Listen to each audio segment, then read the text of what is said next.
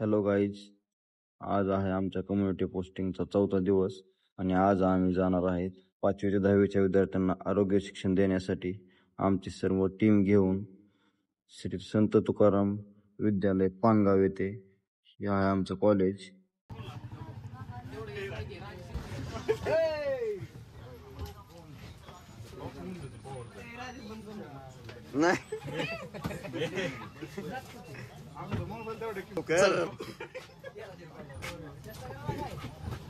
College life मध्ये सगळ्यात जास्त इंटरेस्ट बॉईजनं जर दाखवला असं ते म्हणलं फक्त पोस्टिंग.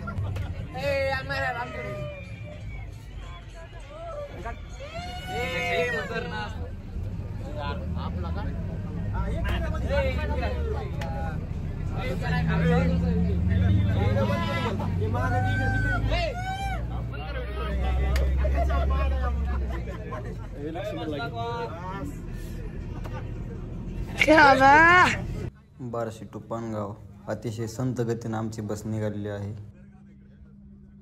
पानगावमध्ये पोहोचताच सर्वांनी नम्रपणे आपापल्या पैशाने वडापाव खाण्याचा निर्धार केला.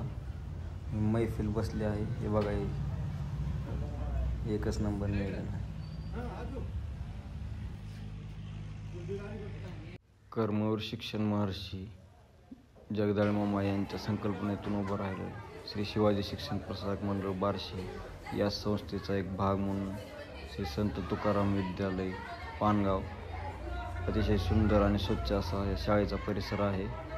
याच परिसरात काही लहान मुलं खेळत होते. खेळ म्हणलं की मुलांच्या मनात लगेच एक स्फूर्तता जागृत होते. ती सुस्फूर्तता आमच्याही मनात जागृत झाली आणि हे खेळ बघताच आमचे पोरं यात खेळायला सुरुवात केली.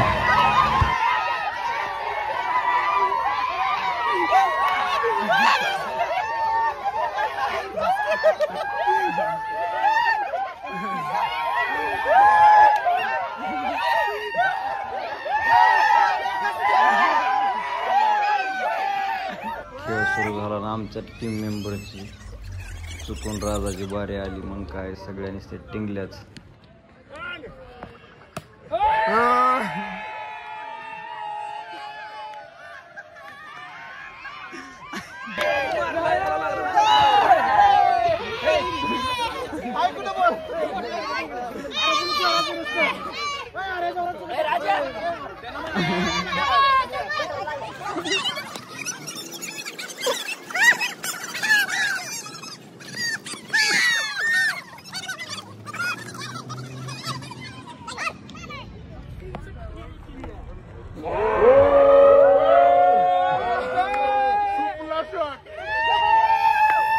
टीम निघाली आहे जांब चोरायला.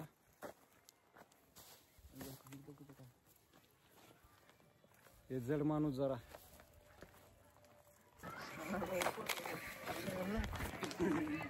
कुठे पिले. चला चला दाखवतो मी. मित्रांनो, कम्युनिटीचा पोस्टिंगचा भाग म्हणून आम्ही शेतात चाललो फिरायला, जांब चोरायला लोकांचे.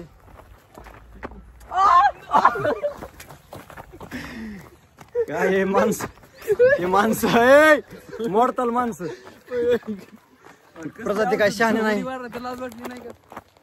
मित्रांनो, चोरी वगैरे असं काही नाही. इथे एक शेतकरी होते, त्यांना विचारून आम्ही जांब घेतलेले आहेत. किरण, तुला जांब ओळखू आहे ना का? जांब फक्त शेतकरीची पोर म्हणून चालूच नसतं. किरण, तुला झाड ओळखू आहे ना गेले. सगळे जांब पिकून खाली पडू लागलेत. कमाल वाटते, शाळा इतक्या जवळ असून पण शाळेतल्या विद्यार्थ्यांना या झाडाबद्दल कसं काय माहिती नाही की सांगावं लागलं आम्हाला. चोर लाईव्ह स्ट्रीमिंग करताना पकडले आहेत मी चोर.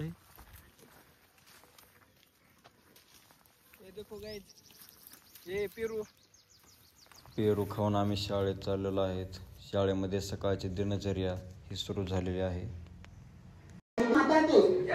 भारत माता की एक साथ राज्यगीत शुरू करेंगे. शुरू कर.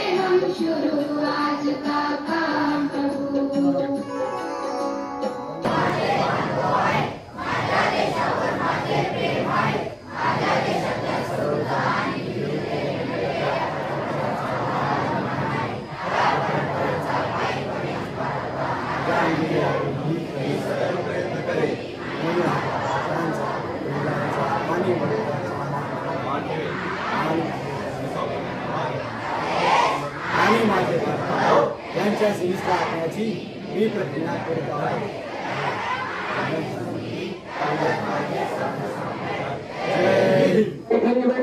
शैक्षणिक भेट या आपल्या विद्यालयामध्ये आहे. या भेटी दरम्यान आरोग्याची काळजी कशी घ्यायची, आरोग्य उत्तम कसं राखलं जावं याबद्दल ते आपल्याला माहिती सांगणार आहेत.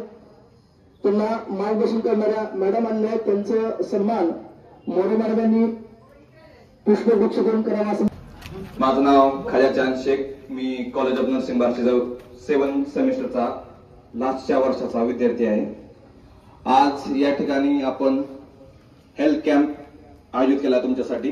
मायक्रो ऑर्गॅनिझम असतात. मायक्रो ऑर्गॅनिझम म्हणजे काय, जे सूक्ष्मजीव ते आपल्या शरीरामध्ये गेल्याच्या नंतर त्या पोटाचे विकार असतील, नंतर बाकीचे भरपूर आजार त्या आपल्या फक्त हात न व्यवस्थित धुतल्यामुळं ते आपल्या शरीरात जाऊन आपल्याला डिसीज तयार करतात. आता आपण बघितलं हात कसे धुवायचे, त्याचबरोबर हातासोबत आपल्या नखांची काळजी घेणं पण खूप गरजेचं आहे. म्हणजे आपण खेळत असतो, आता ग्राउंडवर वगैरे एवढी माती आहे, खेळताना नखांमध्ये माती जाते, त्यामुळे काय होतं आपल्याला म्हणजे ते माती जेवण करताना पोटामध्ये जाते आणि आपल्याला पोटदुखी वगैरे किंवा अतिसार अशा आजार होऊ शकतात. नखांची काळजी म्हणजे नखांची स्वच्छता म्हणजेच काय तर नखांमध्ये जी काही धूळ माती किंवा जंतू आहेत ते स्वच्छ करणे किंवा नख नियमितपणे कट करणे, कापणे. म्हणजे नेहमी नेल कटरचाच यूज करायचा. चाकू, ब्लेड किंवा कात्री अशा वस्तू घेऊन आपण नख कट करायची नाही. त्यामुळे काय होतं, इजा होण्याचे जास्त चान्सेस असतात आणि आपल्याला वेदना होऊ शकतात. नखाच्या साईडला इन्फेक्शन होऊ शकतं किंवा फोड येऊ शकतो, वेदना होऊ शकतात. हे टाळण्यासाठी आपण नेल कटरचा यूज करायचा आणि नख नियमित कट करायचे. बसायला बरं वाटतं. तर घाण असते, कचरा असतो, तुम्हाला कसं वाटलं असतं. मग स्वतःची स्वच्छता आणि पर्यावरण स्वच्छता ही तितकीच महत्वाची आहे. पर्यावरण स्वच्छ कसं ठेवायचं, त्याची स्वच्छता कसं ठेवायची, कारण की खूप सारे आजार आपल्या पर्यावरणात आपल्याला लागू शकतात. ते कसं रोखावं याबद्दल अवधूत सोनवणे माझा मित्र तुम्हाला माहिती देईल. मी अवधूत सोनवणे. आता तुम्हाला मी इथं सांगणार आहे पर्यावरण स्वच्छतेचं महत्व. तुमच्या आजूबाजूला जे पण घाण आहे ते तुम्ही स्वच्छ करणे, ह्यालाच पर्यावरणाची आपण स्वच्छता म्हणतो.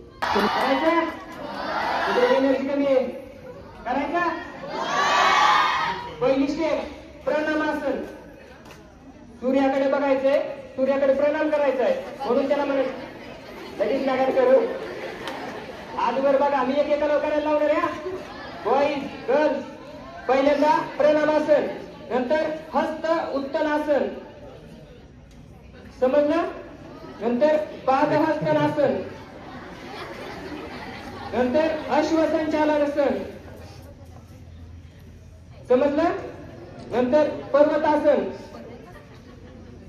नंतर अष्टांग नमस्कार, समजलं, नंतर कुणाला नाही समजलं, नंतर भुजंगासन, नंतर पर्वतासन, नंतर अश्वसंचालनासन, नंतर पादहस्तनासन, नंतर हस्त उत्तनासन, नंतर प्रणामासन, समजलं.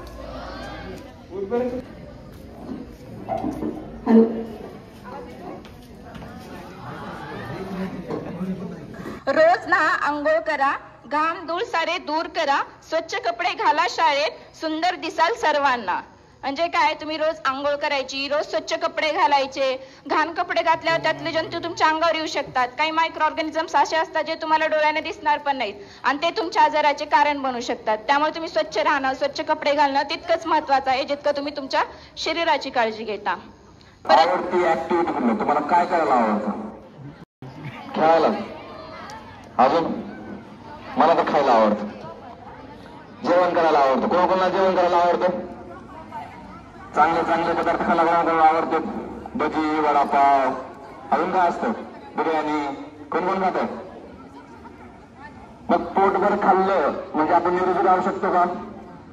पोटभर खाण्यापेक्षा जे खाताय ते चांगले खा. प्रोटीन, विटॅमिन हे नाव ऐकलेत कधी? आवाज येतोय का रे? एक प्रश्न विचारते. संतुलित आहार म्हणजे काय म्हणून सांगेल? संतुलित आहार, हेल्दी डाएट कोण सांगू शकतं का? 10वीचे विद्यार्थी कुठे सांगा, कुणाला येते?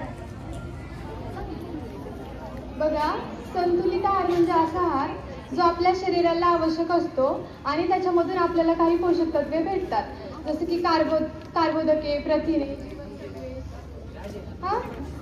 तर त्याच्यामधून आपल्याला योग्य प्रमाणामध्ये पोषक तत्वे भेटतात, ते म्हणजे असतो आपला संतुलित आहार. अन्नामध्ये बघा, तांदूळ असेल, गहू, ज्वारी, ज्याच्यापासून आपण चपाती, भाकरी बनवतो, हा. तर त्याच्यामधून आपल्याला एनर्जी भेटते. एनर्जीमुळं काय होतं, आपण थकवा नाही जाणवत आपल्याला, बरोबर आहे. त्याच्यानंतर बघा, दुधामध्ये आपण 1 ते 2 ग्लास दूध घ्यायचे. प्रत्येकाने सकाळी 1 ते 2 ग्लास घ्यायचे दूध. सोबतच खजूर किंवा बादाम असेल, बादाम रात्री भिजत घालायचे, हां, आणि ते सकाळी उठल्यावर नाश्त्यासाठी घ्यायचे. सोबत आई काय बनवते? पोहे बनवते, उपमा बनवते, पराठे बनवते, ते पण घ्यायचे. आपल्यासाठी खूप आवश्यक आहे. आता हे तुमचं जे वय आहे ना, त्याच्यामध्ये तुमची ग्रोथ अँड डेव्हलपमेंट मीन्स मानसिक आणि शारीरिक वाढ होत राहते. सर्वप्रथम आज मैदानी खेळामध्ये जे पारितोषिक मिळाले किंवा जे प्रथम, द्वितीय आणि तृतीय क्रमांक मिळवलाय त्या सर्व मुलांचं मनापासून अभिनंदन. एकदा त्यांच्यासाठी जोरदार टाळ्या होऊन जाऊ द्या. मी या शाळेमध्ये एक गोष्ट अनुभवली किंवा एक ऑब्झर्वेशन केलं की इथं कितीही संकट आले तरी लढण्याची जिद्द मुलामध्ये आहे आणि कितीही आजारी पडले तरी जिंकण्याची जिद्द मुलामध्ये आहे. ही मी फक्त ह्या शाळेत पाहिलं. त्या गुलाबी शर्ट, मला माहित नाही तिचं नाव काय आहे, त्या मुलीला बघून प्रश्न पडला असेल का? पडलाय का नाही? का सांगू? परवाच्या दिवशी माझी PSC ला पोस्टिंग होती. तिचं नाव काय आहे?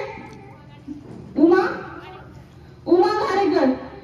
त्या मुलीच्या पायाला लागलं होतं सर. ड्रेसिंग करायला ती मुलगी माझ्याकडे आली होती आणि आज तिचा प्रथम क्रमांक आलाय. म्हणजे किती मोठी गोष्ट आहे त्या मुलीसाठी. आणि या शाळेसाठी सुद्धा आणि तिला जे मार्गदर्शन करत आहेत त्या शिक्षकांसाठी सुद्धा एकदा जोरदार टाळ्या वाजल्या पाहिजे. फुलांनी फुलांचे मन पहा जपले, अशा या मंगल प्रसंगी आभार मानते आपले. इतकं सांगू इच्छिते की एवढ्या उन्हात तुम्ही इथे बसलात, आमच्या सहकार्यांचे बोलणे तुम्ही ऐकून घेतले आणि ते तुम्ही आजपासून अंमलात आणता. इतकी आशा मला ठेवून जाते इथून. आणि तुम्ही इथे बसल्याबद्दल तुमचे सगळ्यात स्पेशली धन्यवाद. तसेच इथल्या शिक्षकांनी, प्रिन्सिपल सरांनी आम्हाला इथे येऊन बोलण्याची परमिशन दिली, त्यामुळे त्यांचेही धन्यवाद. तसेच आमच्या कॉलेज ऑफ नर्सिंगने इथे आम्हाला एक ऑपॉर्च्युनिटी दिली एका शाळेला भेट देण्याची, तिथल्या स्टुडंट सोबत कॉन्टॅक्ट करण्याची, त्यामुळे त्यांचे देखील धन्यवाद. आणि या सगळ्यांसोबतच सगळ्यात महत्वाचे म्हणजे इथले काका. मी त्यांचा एक अनुभव पाहिला आल्यानंतर की जेवढे तुम्हाला शिक्षक शिकवतात तेवढेच इथले काका देखील शिकवतात. त्यांनी एक पाहिलं मी की ते साफसफाई करत होते इथली, त्यांच्यासोबत 4-5 मुली होत्या. त्यांनी त्यांना सहज क्वेश्चन विचारला की 15 आणि त्याचा निम्मा म्हणजे किती होतं ना मुली? म्हणजे इथे एवढे एज्युकेशनल एन्व्हायरमेंट आहे, त्याच्यात तुम्ही नक्कीच पुढे जाचाल एवढी आशा ठेवते. त्यामुळे त्यांनी देखील आम्हाला सहकार्य केलं, स्वच्छता ती करून दिली, त्यामुळे त्यांचे देखील धन्यवाद. तसेच बाकी कुणाचे राहिले असेल तर सर्वांचे धन्यवाद. एवढे सांगून मी हा प्रोग्राम इथे संपला अशी जाहीर करते. हे आहेत काल शाळेतून पळून गेलेले गुणवंत विद्यार्थी.